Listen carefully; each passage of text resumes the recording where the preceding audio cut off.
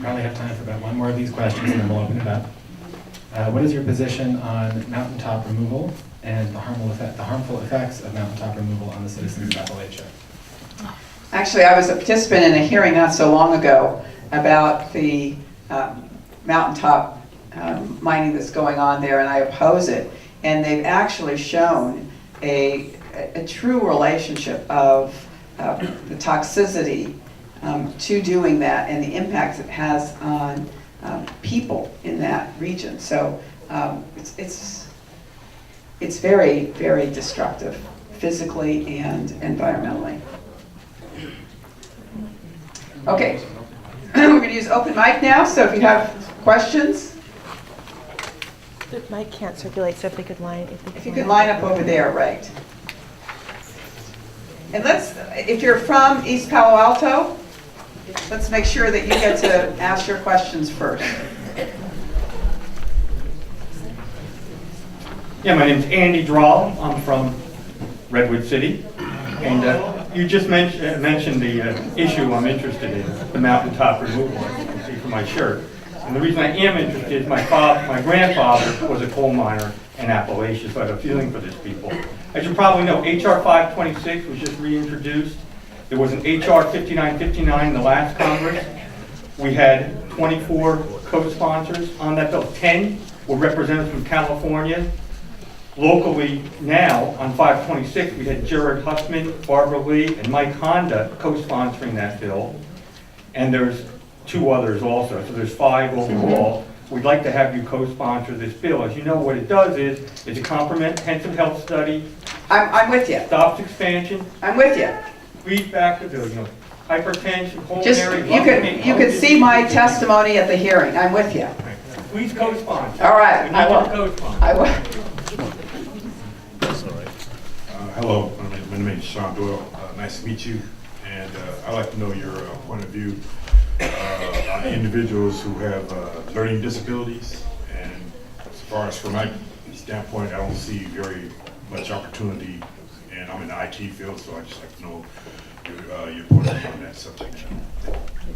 So I know the issue of learning disabilities close to home. One of my children has learning disabilities, and it has taken extraordinary efforts in order to make sure that this child can succeed.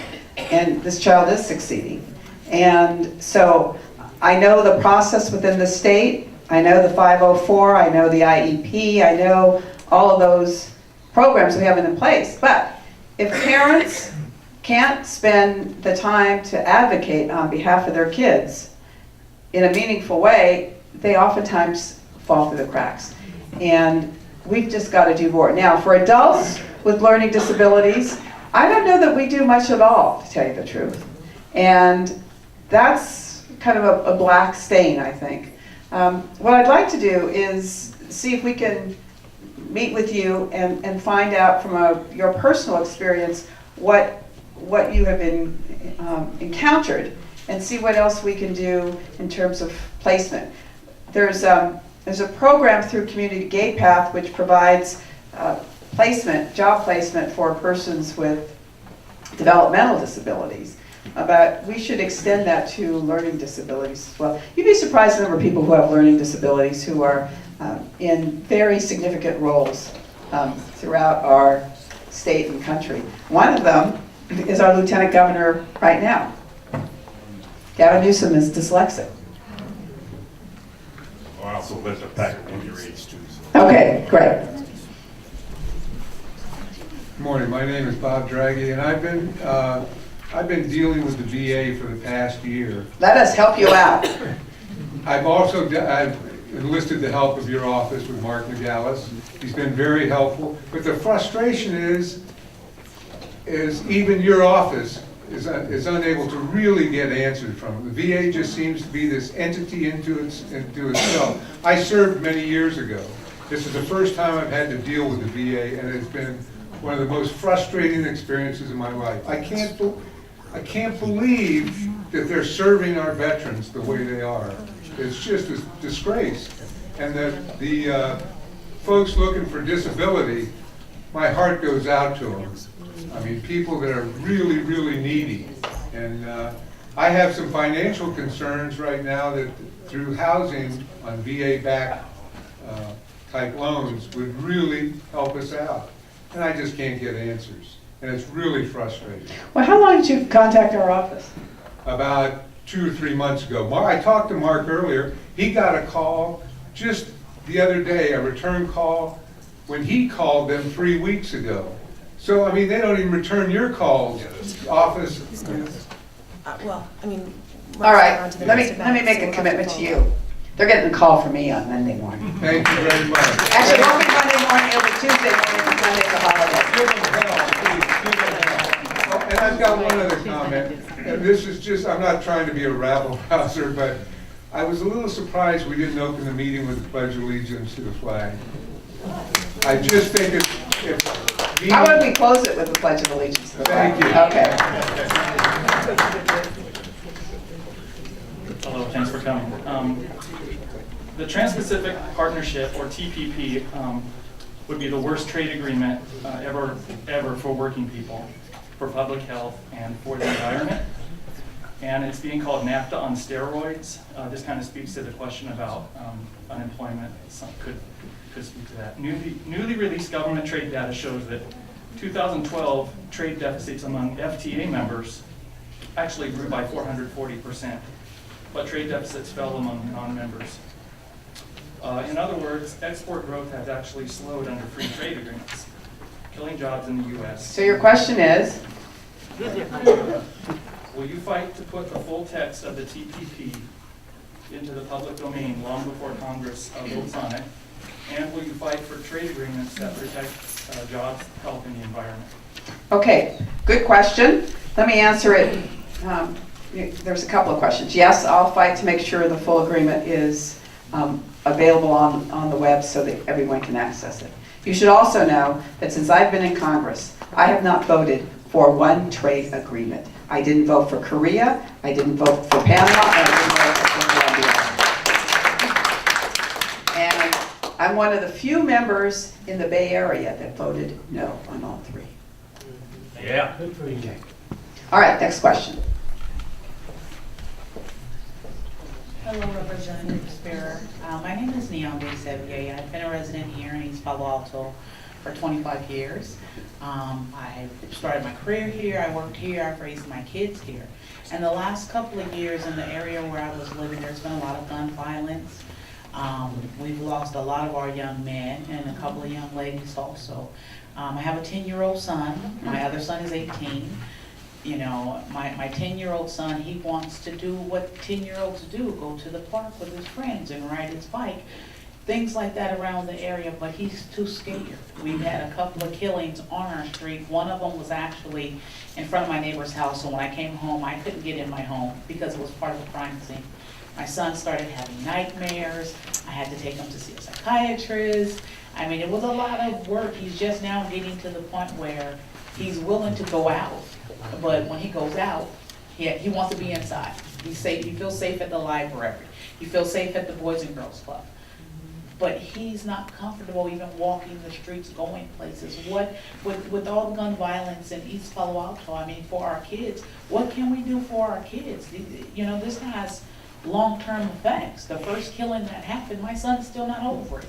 He has nightmares. And I mean, what do we do to help our kids in that situation? What do we do to get our kids back outside and not be scared to walk around the corner through the store to their friend's house?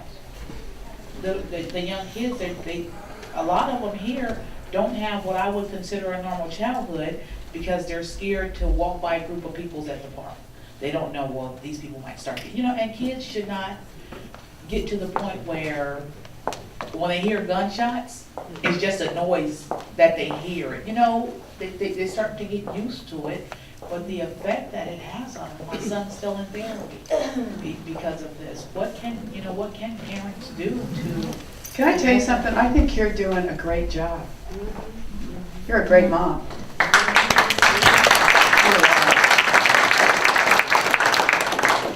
And your story, I think, depicts the challenges before us, but they're not challenges we can't fix. And we need to redouble our efforts, particularly in this community. And it's new to me, so I'm not going to say I have any answers yet. But I will work with the fathers and mothers of this great community and with the police chief and the fire chief, and we're going to come up with some solutions. Now, we need to know something. There's a lot of money that comes into this community. Well, we're going to have to find out. Because I don't know if it's being spent in the everyone recognizes that East Palo Alto needs certain resources. And because of the demographics, because of the income levels, there's more resources that come into this community than in many other communities. So we've got to make sure that the resource, and a lot of foundation money comes in here. So we need to take stock and look at the best use of those funds. Now, it's not a job precisely for me to do as much as it is for the community as a whole, but I'll be a participant in it. And we should remember your story.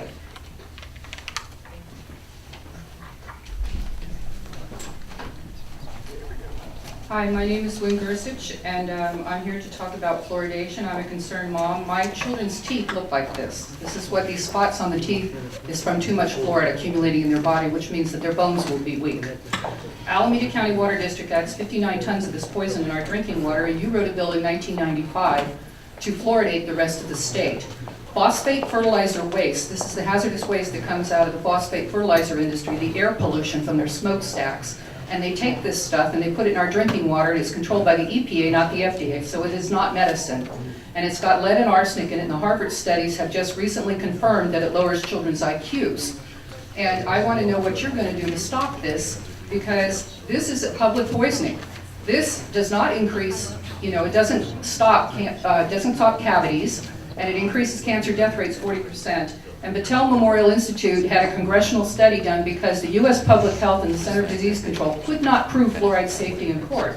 And they knew it increased mouth cancer in 1989. 6 years later, you write a bill to fluoridate the rest of the state. And this book here, The Fluoride Deceptions, talks about it's such a cover-up for the fact that they used this in making of the atom bomb. And they tried to make fluoride safe.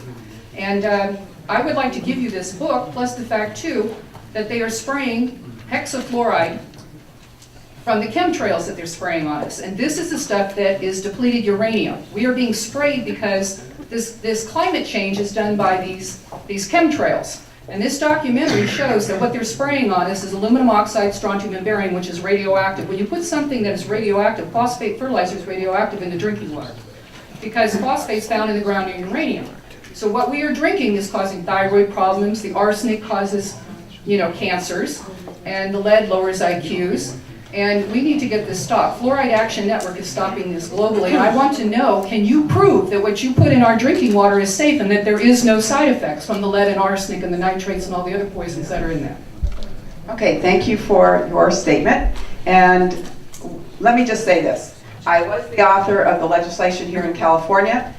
It has started as a demonstration project in 1950, and it was so successful and the caries reduced so significantly among children that it was then accepted nationwide, with the exception of California. We had one of the lowest rates of fluoridation in the state. It was like 17%. It's now over 65 or 70%. I carried legislation that would encourage fluoridation, but it was still being determined locally by jurisdictions locally.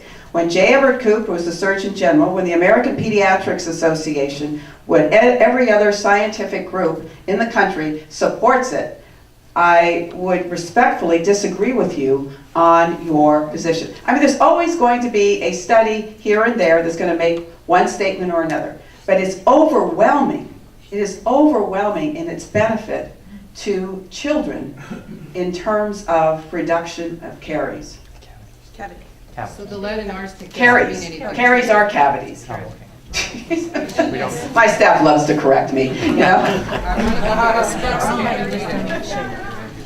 She's going to get this book on the deception. All right, thank you. Thank you. And here's the studies from the Battelle Memorial Institute. And Next question. Thank you. My name's Marie McKenzie. I'm a long-term resident, a mom, homeowner, taxpayer, voter. I like to say that. I'm excited that you're here today. I like a lot of the things that you've said. The city of East Palo Alto has had a lot of challenges, and dumping money in is not necessarily the response. And I like that you're talking about a round table with our politicians. What's going to be important for us is to do it ourselves. We want to do it ourselves. We've been the poster child for redevelopment, for example. Creating the retail center has given us a lot of sales tax, right? Redevelopment's gone, and we have 140 acres at the end of Bay Road that we could develop, that will create an industry, jobs, Class A office space, that kind of thing. We're in utopia. We're on 101, we're between Silicon Valley and all the jobs. Palo Alto has 23 projects right now. Menlo Park has 31, East Palo Alto has 0, okay? We have 3 major issues. We lost $2.9 million of funding to continue to build our Bay Road. Through redevelopment, correct? Through redevelopment, and it's kind of a catch-22. Okay, we've only got 3 more minutes, we've got 3 more I'm gonna speakers, make so it let's get fast. your I'm question. gonna make it fast. We need your support, we need your support for water. We have lack of water, so we can't do projects, we can't develop, and we have a lack of infrastructure. If we built a building out in our back 140 acres, we couldn't flush. So we really need you to focus on projects and support to East Palo Alto that would help us do it ourselves. Okay, let's have the just put into place is going to be authorized for 2 years. That's where the federal dollars come in. My help to the community will be to help bring all these parties together and see to what extent we can work together. Okay, next question. Good afternoon, Jackie. I'm Stanley Yim. I have been a resident for 10 years here. I was an immigrant. My dad, my mom were immigrants.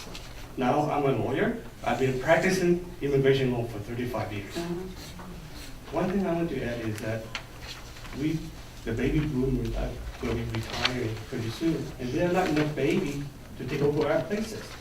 Therefore, we need immigrants. We need immigrants to work, to pay taxes. Giving you an example, 35 years ago, East San Jose was just a dump. The Vietnamese community, the Vietnamese people and the Chinese people went to East Palo Alto. Now it's a thriving business area. And your question is? My question is, we need reformation because, as I said, I've been practicing for 35 years, and we have different ruling, different regulation every year. And so, at that time there were 3 main books. Now there are thousands of immigration law. So, Jackie, if the Congress pass a law, let it be uniform, let it make sense. A lot of times. Okay, I think I answered your question early on about immigration, but I would agree with you that baby boomers are retiring. There's 10,000 of us baby boomers retiring every single day in this country. And as they retire, they're going to put more pressure on the Medicare and Social Security systems. And if we want that system to be there for our kids and their kids, we have got to make sure that, as you point out, there are more workers to match the contributions that have been made to the Social Security system and to Medicare by the baby boomers. But what we oftentimes don't remember or don't know is that our contributions to Medicare only pay for Part A. Part B, Part D, for the most part, are paid for by the taxpayers. So we have to make sure that we make this viable for the long term. But your point about immigration is a good one. Thank you. Last question, and then we're going to do the Pledge of Allegiance, and then we're going to call it quits for the day. Yes? My name is Roger Campos. I had a question.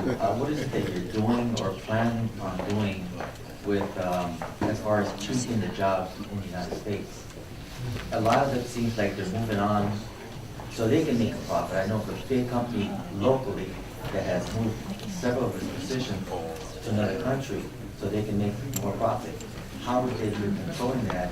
And there is also people that are qualified, experienced and everything, they're not given the job. Why? Because they want to make more money instead of corporate policy. So there's a lot of things that we need to be doing. One is, I think most of these trade agreements are not to our advantage, and that's why I have not supported them. Number two, there is money overseas that many of our companies have, billions and billions of, actually it's probably closer to trillions of dollars now, that many of these companies want to repatriate. Because they don't want to pay taxes on the repatriated money, and I'm not being supportive of that, unless we repatriate the money by means in which they're going to take that money and build manufacturing plants here in the United States. They're going to create jobs. They've always argued that it will create jobs, but the last time we had amnesty for repatriation, it didn't create jobs at all. Thirdly, for those who are educated here in STEM, science, technology, math, and engineering, and they get higher degrees, I'm one of those that supports giving them a green card as soon as they have those advanced degrees, because we do want them to stay here so that they are part of the innovation that continues to happen in this valley that keeps us really, somewhat protected from the financial woes around the country. All right? I was wondering, one of the gentlemen wanted to remind folks that we do help people with their mortgages in the event there's a mortgage problem. So folks are welcome to call. All right. Yes, you should know that I have 2 staff members that are dedicated to assisting constituents who are trying to refinance or modify their mortgages with the banks here in this country. Sometimes we're successful, sometimes we're not, but we make every effort to assist you in that regard. So let's end by reciting the Pledge of Allegiance. Oh, okay, you have one last question. Okay. All right, sit down. One last question. That's all right. It's not so much a question as much as a statement. My name is Betty Wilson. I am from East Palo Alto. I grew up here. I live in Belmont, but my son spent a lot of time in East Palo Alto, and I just wanted you to see the face of a mother whose son has been killed by gun violence. My son was killed October 5th. So sorry. And I want, this is my son, who's not a gangbanger. I moved out of East Palo Alto because of the crime when he was a baby. He was 5, and he was like, he asked me the question, Mom, are we going to die? Because it was so much, the year that we moved, the statistics were so high with gun violence, and there was so much going on in this community at that time. We were the highest murder capita at the time. We had the highest rate per capita at the time. And so I moved out of this community, but for some reason he kept being drawn back here. I want to know what your view is as far as, I know that you have efforts and you have, there's been thoughts and things said about laws and things about changing helping the gun violence and turning in weapons and things, but this is a mental health issue right now. It's an epidemic in our communities, our inner city communities. These kids are killing each other, and we need to know why. We need to find out why this is going on. And we need to bring healing to the families who are left behind. And these kids who are walking around, they're hurting. They're not doing this for no reason. They've lost their consciousness of right and wrong.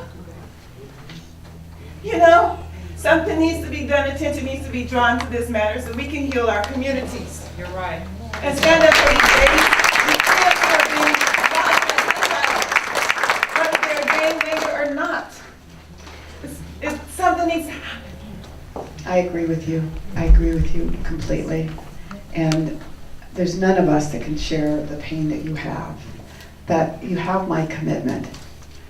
I've stood up on the floor of the House of Representatives this week for an hour talking about this issue. I am committed to it. The NRA leadership is not going to control this issue. The NRA members believe in safe and sane laws. And we have to address the mental health issues, and that's why we're convening this summit on April 29th. I'd like to invite you to come and participate.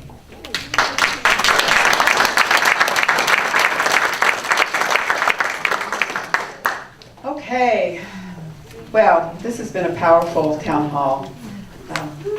I'm really thrilled that I'm going to be representing you. I think there's a lot of work we can do together, and I'm looking forward to it. So if we all stand, let's pledge allegiance to the flag. I pledge allegiance to the flag of the United States of America and to the republic for which it stands, one nation, under God, indivisible, with liberty and justice for all. Thank you all.